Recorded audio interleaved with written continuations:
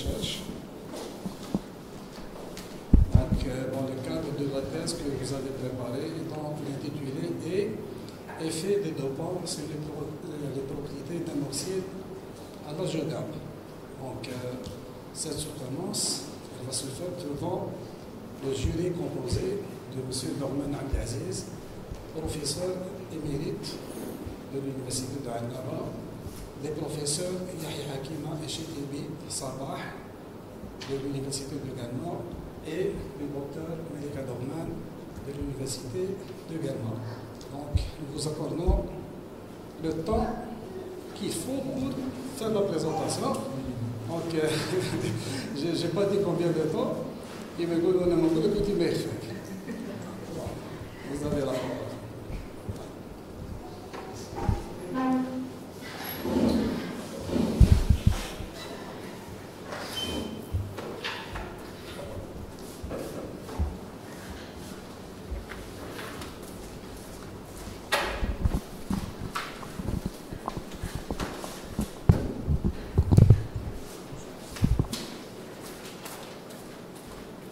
بسم الله الرحمن الرحيم. في قوله تعالى لا يستوي الذين يعلمون والذين لا يعلمون وقوله يرفع الله منكم الذين آمنوا وأوتوا العلم درجات. صدق الله العظيم. السلام عليكم. Bonjour à tous. Bonjour Monsieur le Président, Mesdames et Messieurs les membres du jury. Je veux remercier sincèrement pour votre présence aujourd'hui et pour l'honneur d'examiner mon travail. J'adresse une reconnaissance particulière à ma directrice de thèse, Madame Professeure Chetibi Sabah, à son accompagnement et si précieux conseil.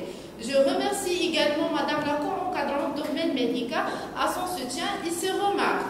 Je tiens à exprimer ma gratitude à toutes les personnes présentes ici. Pour commencer, permettez-moi de vous présenter mon travail de recherche intitulé Effet de dopants sur les propriétés d'un oxyde à large gamme. Les résultats sont effectués au sein du laboratoire de physique des matériaux au niveau de l'université UIMI 1945 Gay. Le plan d'exposé est le suivant. L'introduction, nous allons donner un aperçu général sur le sujet, ainsi que le choix pour la méthode et les matériaux utilisés. Ensuite, on donne un rappel sur la méthodologie utilisée pour la réalisation de ce travail. Puis, nous discuterons notre résultat notre résultat obtenu. Et enfin, conclusion et perspective. L'introduction. Dans cette première partie, retrace brièvement la tendance scientifique dans le domaine de simulation des oxydes métalliques. À partir, ou bien dans les années 1990-2000, l'usage de la DFT a été utilisé pour des calculs simples sur les oxydes massifs en 3D en utilisant ou bien avec des méthodes approximatives limitées. À partir de 2000, grâce à l'intégration des méthodes avancées comme la DFT plus U, TBMBG, l'HASE, permet de mieux modéliser des oxydes métalliques avec des méthodes plus précises, fiables et robustes. Actuellement, on observe l'intelligence artificielle pour accélérer l'exploration de l'espace des matériaux. Choix méthodologique et matériaux. Les notions de base qui ont guidé pour choisir notre approche théorique ainsi que la mise en évidence des avantages des oxydes à large gamme. Pour la DFT, équilibre optimal entre précision et coût computationnel, capacité à traiter des systèmes périodiques complexes. Pour les oxydes à large gamme, importance technologique croissante dans l'optoélectronique, défis théoriques spécifiques liés aux états fortement colorés. L'objectif de ce travail est double. D'un part, compréhension des relations structure-propriété, prédiction de nouvelles compositions d'intérêt technologique. Passons maintenant à une brève présentation sur les oxydes à large gamme. Grâce à leurs propriétés électroniques intéressantes, gamme électronique supérieure à 3 électronvolts qui a permis de contrôle précis d'excitation. Ces caractéristiques ouvrent la voie dans plusieurs applications optoélectroniques telles que cellules solaires, photovoltaïques et présentent aussi une stabilité exceptionnelle avec résistance au environnement extrême qui la rendent l'un des matériaux modélables, modèle pour étude des défauts de page et surface. Base des données des oxydes utilisés. Pour mener à bien cette étude, nous avons constitué une base de données regroupée les caractéristiques utiliser l'oxyde de cérium et l'oxyde de titane en fonction de leur structure stable, le fluoride rutile pour le titane, cubique à face centrée pour l'oxyde de cérium et tétragonal pour l'oxyde de titane, groupe d'espace FM3M pour l'oxyde de cérium et P41 pour l'oxyde de titane, paramètre de maille A expérimental A égale à 5,41 angstrom pour l'oxyde de cérium et A égale à 4,59 angstrom et C égale à 2,96. Gap expérimental entre 3,1 et 3,2 électronvolts pour l'oxyde ou bien pour la sérine et 3 jusqu'à 3,2 électronvolts pour le rutile. Le demande d'absorption pour les deux oxydes, c'est l'ultraviolet. Nous allons maintenant aborder les principes fondamentaux des calculs utilisés basés sur la méthode, basée sur la théorie de la fonctionnelle de la densité, DFT. Les notions fondamentales de la DFT commencent par problématique, comment résoudre l'équation de Schrödinger pour un électron. La solution proposée par la DFT, c'est utiliser la densité électronique ρ au lieu de la fonction dont on utilise deux théorèmes. La théorème de Humbert-Korn détermine toutes les propriétés du système et l'équation de Carnot, système de M particules non interagissantes. Le vient de cas, c'est un package sophistiqué pour des calculs de propriétés basés sur la théorie de la densité fonctionnelle développée par Ben Blair et son équipe à l'Université technique de Vienne. Le fondement basé sur la méthode FP à l'API qui a permis de calculer avec une grande précision une large gamme de propriétés. C'est pour cela que vient de cas l'un des outils importants pour la physique des solides. Ce logiciel est intégré dans la plateforme Unix ou bien l'Unix qui rend stable et performant pour les calculs. Ces fonctionnalités clés sont le calcul des propriétés physico-chimiques des solides. Grâce à sa méthode, vient de cas permet de modéliser avec une grande exactitude de calculer les propriétés électroniques, optiques, magnétiques et d'autres caractéristiques des matériaux. La méthode FP à l'API divise l'espace en deux zones. Sphère atomique, on l'utilise la méthode partielle et la région, bien la zone interstitielle modélisée par l'onde plane et calcul du potentiel sans approximation de forme. Cela garantit des résultats plus précis et fiables et bien adaptés à des matériaux complexes comme les oxydes étudiés ici. Le déroulement du calcul avec le code vient de cas commence par la création de fichiers case.struct qui constituent les paramètres fondamentaux nécessaires pour initier le calcul, comme le groupe d'espace, les constantes atomiques et les positions de Wyckoff. Une fois la structure définie, le fichier, à partir de fichier case.struct, le calcul continue avec la méthode ou bien avec l'initialisation via la commande init.à l'API. Cette étape ou bien cette phase de calcul permet à fixer des paramètres obtenus comme le K-point dans la zone de Brillouin et d'autres paramètres comme RK-max. C'est pour cela l'initialisation donc être un processus avec le vient de cas. Après avoir défini la structure, le calcul continue avec la méthode, bien avec le calcul autocohérent appelé SCF. Cette phase de calcul constitue les étapes itératives LAPI 0, LAPI 1, LAPI 2, mixeur et LCOR. Je vais maintenant vous présenter les résultats obtenus dans le cadre de cette étude. Premièrement, l'étude des propriétés des oxydes dans l'état pur, étude des propriétés des oxydes dans l'état dopé et codopé, et étude des propriétés d'oxydes dopés avec lacune d'oxygène, abordée par l'analyse de stabilité géométrique et magnétique, puis étude approfondie des propriétés électroniques et optiques des composants. Alors, l'étude de l'oxyde de cérium à l'état pur, ces figures présentent les résultats obtenus ou bien les résultats le résultat de l'optimisation structurale des oxydes purs. Les courbes ont été ajustées à l'aide de l'équation de permet d'extraire des paramètres fiables. On observe que les deux oxydes sont stables dans la phase non magnétique. Dans le tableau, ou bien dans ce tableau, nous résumons les paramètres structuraux obtenus, l'approximation utilisée, c'est GJA-PBE sol, et les travaux expérimentaux sont également indiqués. On observe un bien accord, ou bien on constitue une base, on observe un bien accord avec la littérature et les données expérimentales. Dans le cas de titane aussi, on utilise la méthode GJA, puis l'oxyde de titane, on utilise l'approximation GJA-PBE. On observe qu'il y a un bon accord avec l'approximation utilisée et les travaux expérimentaux, ce qui constitue une base de solide pour la fiabilité de l'analyse des propriétés de ce composé. La stabilité chimique et thermodynamique s'appuie sur le calcul de l'énergie de formation. Ce tableau présente l'énergie totale et l'énergie de formation pour les deux oxydes. On observe que les valeurs négatives de l'énergie de formation rendent que les deux oxydes sont stables. Les propriétés électroniques, pour mieux comprendre la nature électronique, il est important d'analyser la structure de bande et la densité d'état partielle et totale. Ces courbes présentent, ou bien ces figures présentent la structure de bande et la densité d'état partielle et totale pour l'oxyde de sodium.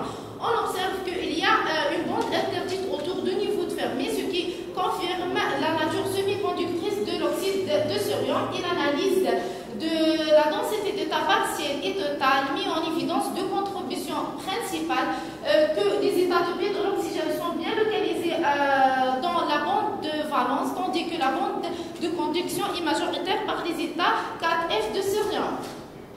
Dans le cas de l'oxyde de titane, on observe toujours une bande interdite autour du niveau de Fermi dans une direction directe gamma, ce qui mentionne que ce oxyde c'est un semi-conducteur d'un gap direct, tandis que pour l'analyse de la densité d'état partiel et total, c'est majoritaire. On observe que les oxydes ou bien les états de paix de l'oxygène sont bien localisés dans la bande de conduction, tandis que la bande de valence et principalement constitue les états de paix de l'oxygène.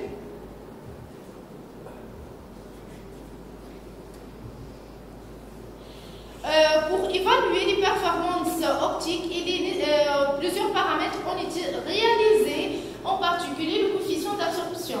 Ces figures présentent la variation de le coefficient d'absorption en fonction de l'énergie photonique et la longueur d'onde en nanomètres. On observe que les deux oxydes absorbent dans la région de l'ultraviolet. Dans cette étude, nous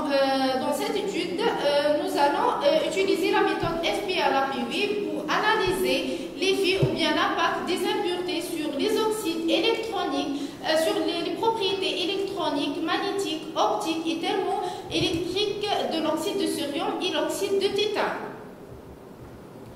Alors, ces figures illustrent le mécanisme de dopage et codopage dans une supercellule de 24 atomes.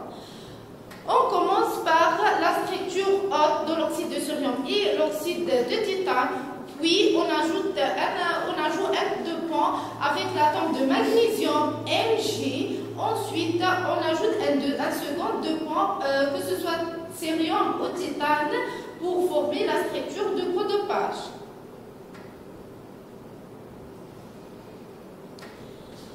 La stabilité énergétique et magnétique dans le cadre de cette étude. Ce tableau présente les paramètres structuraux obtenus dans le cadre de cette étude.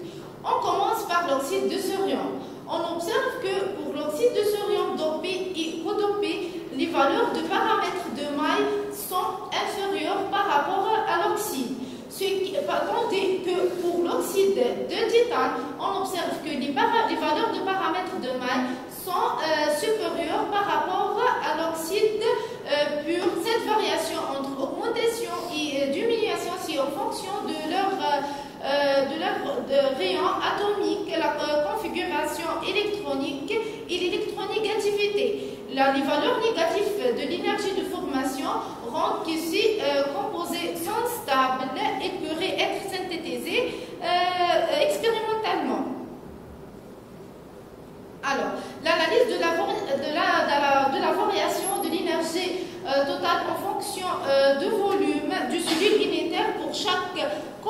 composés, ou bien pour chaque système, montre que tous les composés sont stables dans la phase ferromagnétique.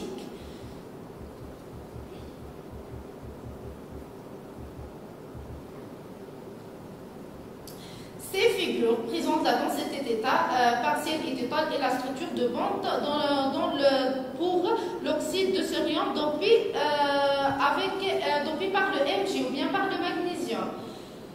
L'analyse de ces figures met en évidence l'influence ou bien l'impact de magnésium dans la structure électronique de l'oxyde ou bien de la cérine. Alors, la différence entre le spin-up et le spin-down montre qu'il y a une polarisation, ou bien indique une polarisation magnétique nette. Pour les deux, dans le canal, ou bien dans le canal de spin majoritaire, on observe une bande interdite autour du niveau de Fermi, ce qui confirme, ou bien ce qui indique un caractère semi-conducteur. Tandis que pour le spin minoritaire, on observe un aspect métallique. Alors, ces résultats révèlent que ce composé, c'est un ferromagnétique demi-métallique induit par le dopage au Mg. Dans le cas de le codopage pour la cérine, on observe toujours asymétrie entre les deux directions, ou bien les deux canaux de spin.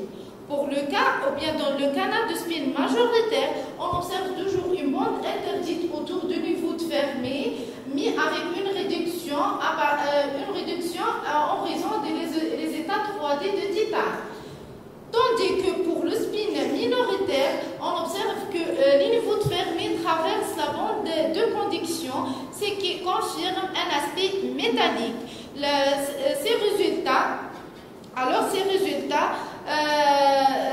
Alors ce composé indique un caractère demi-métallique ferromagnétique demi-métallique.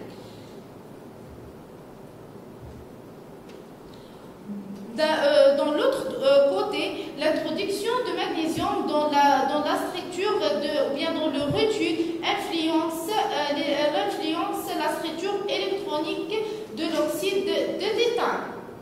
Alors, on observe qu'il y a une bande interdite autour du niveau de Fermi direct dans le canal de spin majoritaire. Alors, pour le cas de spin minoritaire, on observe toujours une bande interdite autour du niveau de Fermi, mais avec une direction indirecte. Alors, ces résultats indiquent que ce composé, c'est un semi-conducteur magnétique.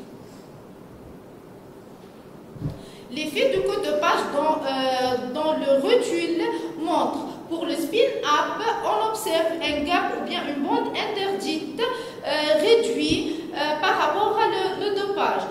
Mais dans le cas de spin minoritaire, on observe toujours une bande interdite, une bande autour du niveau de Fermi, mais avec une réduction en raison des états 4F de cérium. Alors, ces résultats indiquent que le codopage réduise la bande interdite, mais avec le même aspect semi-conducteur magnétique. Alors, ce tableau présente l'énergie de gap dans le cadre de cette étude. Alors, pour le rappel, le potentiel de change et corrélation utilisé pour le cas de cérium, c'est GJA PBE sol, et pour l'oxyde de titane, c'est GJA PBE, en utilisant toujours la méthode TB-MBG. Les propriétés magnétiques. Pour explorer l'origine de moments magnétiques induits par l'introduction des impuretés simples et doubles, l'analyse des figures montre clairement, ou bien montre que l'atome d'oxygène joue un rôle important pour la création de ces phénomènes. Alors, le ferromagnétisme est principalement d'origine anionique, c'est-à-dire lié à la polarisation des états de paix de l'oxygène. Propriétés électroniques. Le coefficient d'absorption, ce coefficient, c'est un paramètre clé pour comprendre la nature électronique, de ces composés, car il quantifie l'efficacité l'efficacité dans laquelle un matériau absorbe la lumière à une fréquence donnée. Alors, pour l'oxyde de cérium dopé et codopé, on observe une amélioration des pics avec 10 pics marqués dans la région, ou bien dans la région visible, suivi par 10 pics dans la région ultraviolet. Pour l'oxyde de cérium, pour l'oxyde de titane dopé et codopé, toujours en considérant la polarisation XX et ZZ. Alors, ces figures montrent qu'il y a une absorption, toujours dans la région ultraviolet, suivie par des petits épaulements et petites absorptions dans la région visible.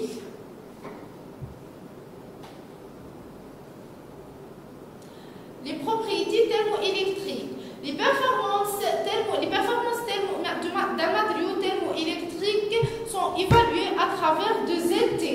Alors, l'amélioration des propriétés thermoélectriques, c'est par rapport à l'augmentation de coefficient ou bien de facteur de mérite.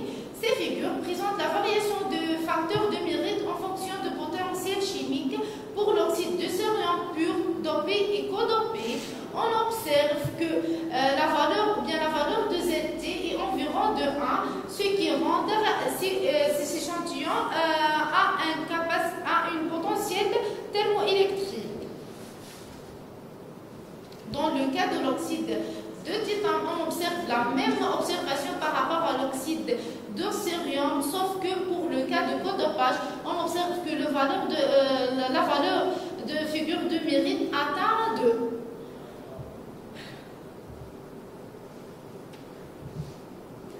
Dans le cadre de cette étude, ou bien cette étude, c'est l'effet de page par 10 méthodes de transition 3D, zinc, cadmium et mercure sur les propriétés structurales, électroniques et optiques de l'oxyde de cérium en présence des lacunes d'oxygène. Propriétés structurales. Alors, ces structures cristallines présentent la superficie. Ces structures cristallines présentent la structure de l'oxyde de cérium avec une supercellule de 24 atomes après et avant la création des lacunes d'oxygène. Cette figure montre l'oxyde de cérium avec la présence des lacunes d'oxygène dopées par le zinc, dopées par le cadmium et dopées par le mercure ou bien Ag. La variation de l'énergie totale en fonction de volume montre que l'oxyde de cérium à base de Ag ou bien à base de mercure est plus stable par rapport à les autres oxydes. Toujours, on apprend la configuration non magnétique. Ce tableau présente les paramètres structuraux obtenus pour l'oxyde de cérium à base ou bien en présence des lacunes d'oxygène dopées. Alors, on observe dans le cas pur, il y a un bon accord avec la littérature. Tandis que pour le système dopé, on observe une augmentation et diminution de paramètres de maille, c'est en fonction de le rayon ionique et son interaction avec les lacunes d'oxygène. Tandis que pour l'énergie de formation informe que l'oxyde de cérium à base de Ag, c'est plus stable par rapport à les autres systèmes.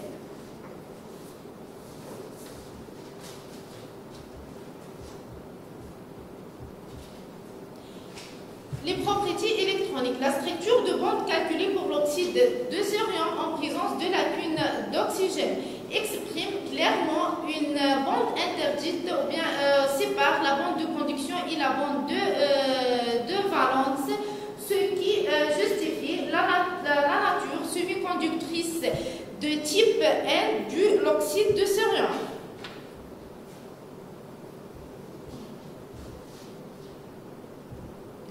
Pour l'oxyde de cérium à base de zinc, on observe toujours un gap énergétique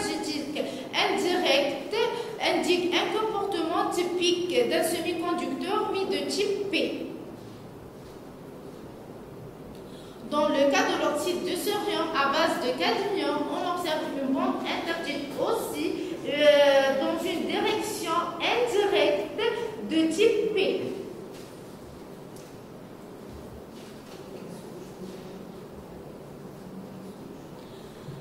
L'analyse de la structure du bande de l'oxyde de sodium à base de mercure met en évidence un caractère semi-conducteur mis de type P avec un gap direct au point X.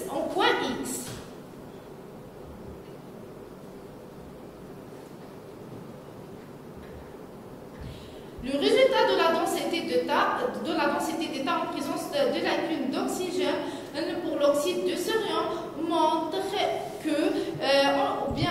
qu'il y a un déplacement de niveau fermé vers la bande de conduction, tandis que la bande de valence restait toujours majoritaire par les états de P de l'oxygène.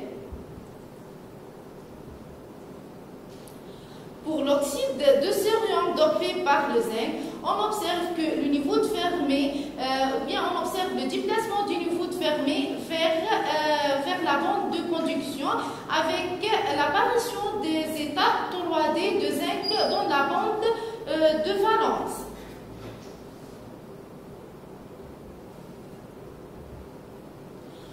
Dans le cas de l'oxyde de sodium à base de cadmium, on observe toujours le déplacement de niveau de fermé vers la bande de conduction avec l'apparition des états 4D de cadmium à faible énergie dans la bande de valence.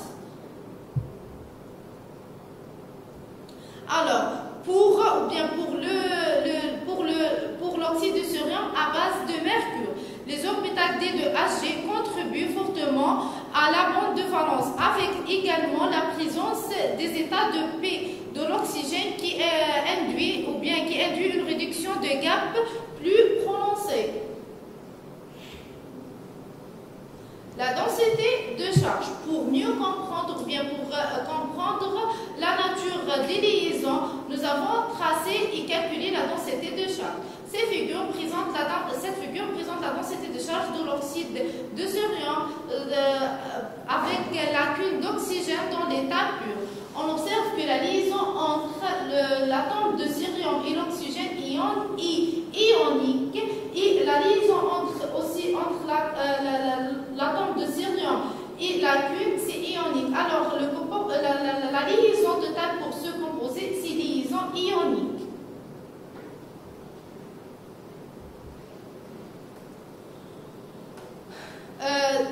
Cette figure montre la liaison entre les atomes pour l'oxyde de sodium à base de mercure. La liaison entre l'oxyde de sodium et les lacunes, c'est ionique. Entre l'atome d'oxygène et le mercure, c'est covalent. Entre les lacunes et le mercure, c'est ionique. Alors, la liaison totale, c'est liaison covalente ionique de ce système.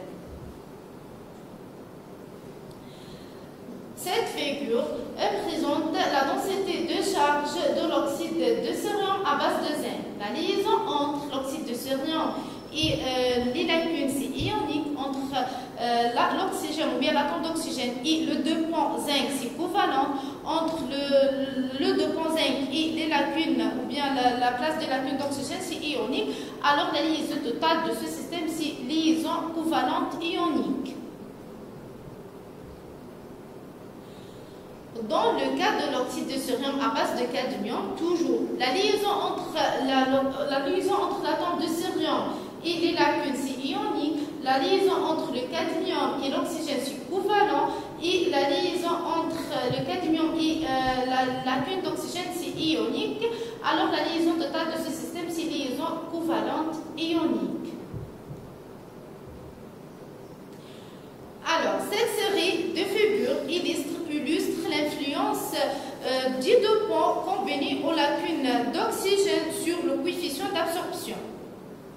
On observe dans le cas de l'oxyde de sodium, en présence des lacunes d'oxygène, il y a une pique intense entre entre le domaine de visible et le domaine de l'ultraviolet. Tandis que pour l'oxyde de cérium à base de zinc, on observe des petits épaulements dans le domaine de visible, ce qui traduit la transition électronique entre les états 3D de zinc, 4F de cérium et 2P de l'oxygène. Pour l'oxyde de cérium à base de cadmium, on observe un décalage vers les énergies plus élevées, ce qui indique une différente structure électronique entre le cadmium ou bien introduit par le cadmium. Pour l'oxyde de titane ou bien pour l'oxyde de titane à base de Ag, on observe qu'il y a ou bien montre une réponse plus étendue par rapport à les autres deux points, ce qui traduit une hybridation plus forte de Ag avec la matrice.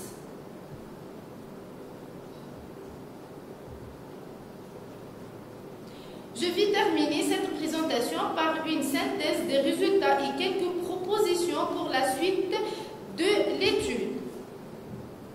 Alors, synthèse des résultats, nos recherches ont démontré l'influence significative du TOPA sur les propriétés des oxydes. L'approche computationnelle a permis de prédire les comportements électroniques avec précision. Ces travaux enrichissent notre compréhension fondamentale des oxydes métalliques mixtes. Pour l'étude pure des oxydes stables dans la phase non magnétique, pour les propriétés électroniques gap indirect de 2,34 pour l'oxyde de cérium et pour le réduit gap direct de 2,6 électrons faible absorption dans le visible, active seulement en ultraviolet.